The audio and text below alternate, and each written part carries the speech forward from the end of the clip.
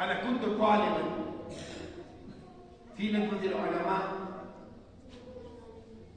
أنا خرجت، نحن كنا طلابا، خرجنا مع فضيلة المفتي عبد الرحيم حفظه الله في سبيل الله ل3 أيام، وكان فضيلة الشيخ أفضل منا علما ومعرفة وخبرة وتجربة. خرجنا في سبيل الله وأخذت حلقة التعليم. كان فضيلة الشيخ المفتي حفظه الله يقرأ العبارة باللغة العربية وينقلها إلى العربية مباشرة. كان طالبا في في في في في الموقوف عليه أو في دورة الحديث، كان يتكلم بالعربية بطلاقة بدون تبطئ وتلكؤ وتوقف وتلافظ وارتباك. هذا مثال حي رائع أمامكم. وكان فضيلة المفتي حفظه الله يدور العرب الذين يخرجون في سبيل الله، كان يتحدث معهم كما يتحدث باللغة القرطبية. أنا رأيت هذه المناظر بعيني هاتين. أنا رأيت هذه المناظر بعيني هاتين. فأنتم ما شاء الله طلاب واعون مجتهدون، إن شاء الله أنتم جاهدون لتكوين البيئة العربية في هذه الدار، مستعدون إن شاء الله. إن شاء الله.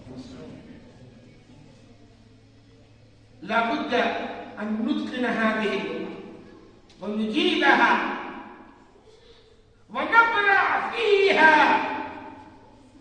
ونتطلع منها حتى نكون متمكنين من النطق والحوار والنقاش والخطابة والكتابة. तालिबान उलूम ऊपर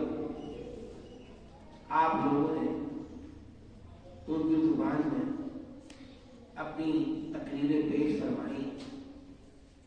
हर मुकर्रिर की तकरीर इतनी पुरमाम इल्मी थी कि फैसला करना मुश्किल हो रहा था कि किसको अव्वल दिया जाए, किसको धोप दिया जाए, किसको सौंप दिया जाए। फिर ऐसे मौके पर जब कशमकश होती है तो कुछ वजूह फजीलत तय की जाती है, वजूह तरजीह तय की जाती है, और वजूह तरजीह की बुनियाद पर दर्जात की तायीन होती है। माशाअल्लाह आप सब काबिल मुबारकबाद हैं, लायक तहसीन सब तहसीन है, लायक आफरी सब आफरी है। अरबी में भी आप लोगों की तकरीरें बहुत उम्दा, मुअस्सिर, इल्मी और मवाद से पुर थी, और इसी तरह उर्दू जुबान में भी हर जुबान का अपना एक मिजाज है। उर्दू जुबान लश्करी जुबान है, उसका एक अपना मिजाज है। उर्दू को बहैसियत उर्दू के हम बोलते हैं, उर्दू जुबान अदब में महारत हासिल करना ये भी हमारे लिए जरूरी है। और अरबी जुबान तो किताब और सुन्नत की जुबान है, और दुनिया की अकमल लुगातिल आलमी व अक़दमुहा وأجمعها وأشملها وأغناها وأثراها وأجملها. دنیا کی زبانوں میں سب سے پرانی قدیم زبان اللغات، سب سے خوبصورت، جامع، مالدار، سرمایہ دار زبان ہے. آپ اپنے اساتذہ سے پوچھئے کہ عربی زبان میں کتنے کلمات ہیں، معانی و قوامین. جب آپ اس کا مطالعہ کریں گے تو دیکھیں گے کہ کیسی مالدار زبان ہے. تو آپ سب قابل مبارکباد ہیں ماشاءاللہ. جس طرح آپ اپنی درسی کتابوں میں محنت کر رہے ہیں کہ کتاب و سنت کے فہم میں، فقہ اسلامی کے اندر، فلسفہ اور منطق کے اندر، اصول کے اندر آپ لوگ اپنی توجہات کو مرکوز کیے ہوئے ہیں اور اس میں امتیازی مقام حاصل کر رہے ہیں.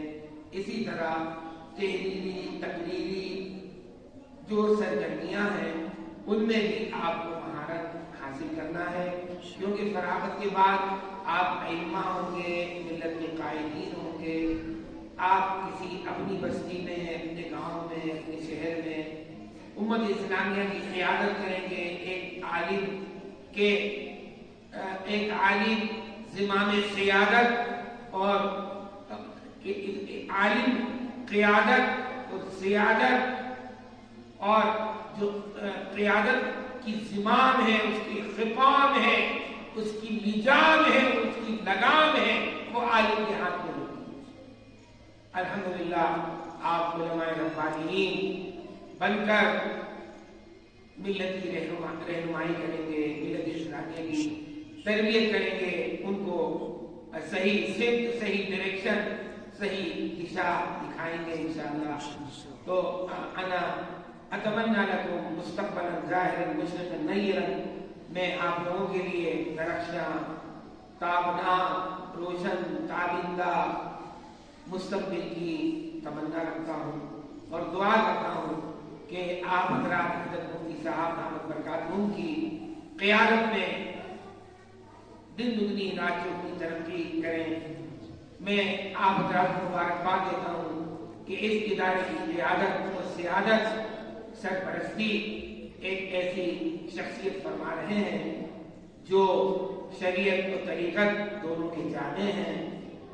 علوم ظاہرہ اور علوم باطنہ، شریعت کے اسرار، رموز، اس کے دقائق، اس کے حقائق، اس کے لطائف اور اس کے جو پوشیدہ پہلو ہیں ان پر آر پار کی نظر رکھتے ہیں. ایسا قائد آپ کو ملا ہے، آپ کے قافلے کے سالار قافلہ اور آپ کے جو میر کارواں ہیں، اللہ نے ان کو جو صلاح علوم و معارف عطا کیے ہیں، جو تقوی اور ظہر عطا کیا ہے، وہ سب جانتے ہیں.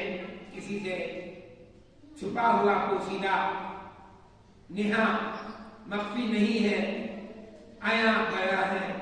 تو یقیناً جس ادارے کے ایسے قائم ہو اور جس ادارے کے اساتذہ مخلص، مشرق، محنتی اور جن میں آپ حضرات کو آگے بڑھانے کی تمنا اور حوصلہ ہو، جو رات دن آپ کی تعلیم تربیت میں مصروف ہیں، منہمک ہیں، منغمس ہیں، لگے ہوئے ہیں، وہ قابل قدر ہیں. آپ اس ادارے کی قدر کیجیے، اپنے جو اس ادارے کے قائد و رہبر ہیں، جو سرپرست ہیں، ان کی قدر کیجیے، اپنے اساتذہ کی قدر کیجیے. اور ہمارے مولانا علی صاحب مختلف فرماتے تھے، طلبہ سے وہ خطاب کرتے تھے، طالبان علوم نبوت کہہ کے، کہ طلبہ سے میں کہتا ہوں کہ وہ ٹانگے توڑ کے پتا مار کے پڑھنے کے لیے بیٹھ جائیں، علم کے لیے اپنے آپ کو یکسو کریں. علم جو ہے بغیر عرق ریزی اور دماغ سوزی اور دیدہ ریزی کے نہیں آتا.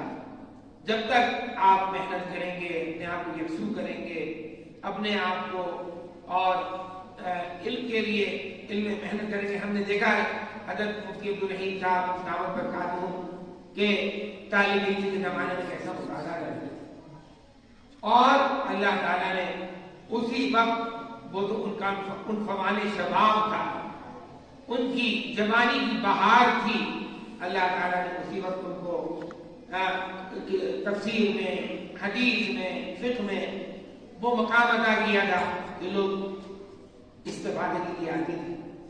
ترجمے والی مسجد کے اندر جو طلبہ ہوتے تھے وہ کتابیں سمجھنے کے لیے، مسائل سمجھنے کے لیے حضرت مفتی صاحب کی خدمت میں آتے تھے۔ تو جب من جد وجد جو محنت کرتا ہے اس کو نتیجہ ملتا ہے۔